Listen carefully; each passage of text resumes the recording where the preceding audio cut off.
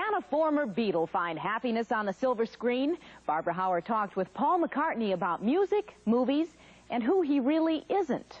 When Paul and Linda McCartney arrived at the New York premiere of Give My Regards to Broad Street, it looked like the 1960s all over again, proving that 20 years hasn't dulled the enthusiasm for the title holder of the cutest Beatle. And the film sequences featuring McCartney and Ringo's star not only heighten the nostalgia of an older generation, but win the duo a whole new set of fans.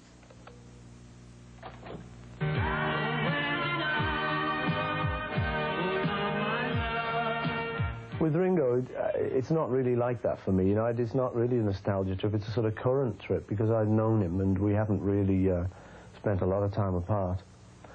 So it's more just a bit of fun for me and Ringo, really. We tend to have a laugh when we're together. It's your film, but it's strangely ensemble acting. Now, is that accidental, or did you decide to just give away part of the movie? I wrote the script, and when I'd written it, it was only afterwards I realized what a big part I'd written for myself. I suppose if you're writing a script, you just naturally do it without thinking, you know. Later I thought, wait a minute, you know, I've really... So I was a little bit aware. I didn't want to actually sort of have everyone say, this is just about me, girls, you know, and you're just here to make me look good. Helping McCartney look good are Ralph Richardson and Australian actor Brian Brown. All are involved in a fantasy-like day in the life of an international pop star who is tracking down the lost master tapes of his newest album. Mostly the film serves up some great old Beatles hits, a few new McCartney tunes, and an immensely likable and appealing leading man.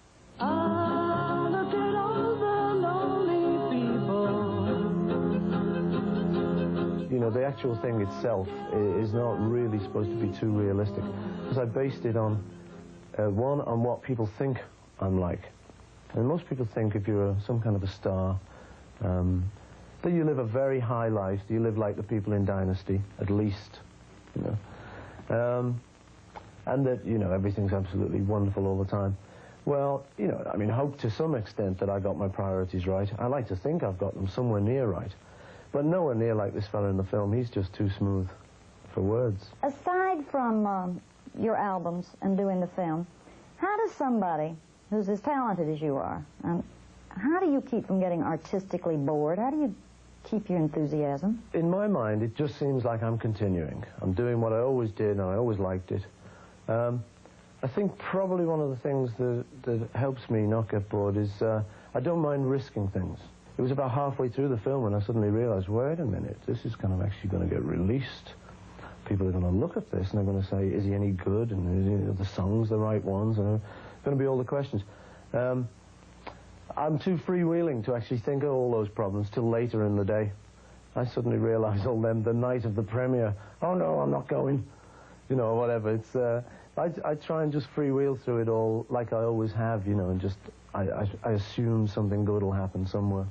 Keep my fingers crossed a lot.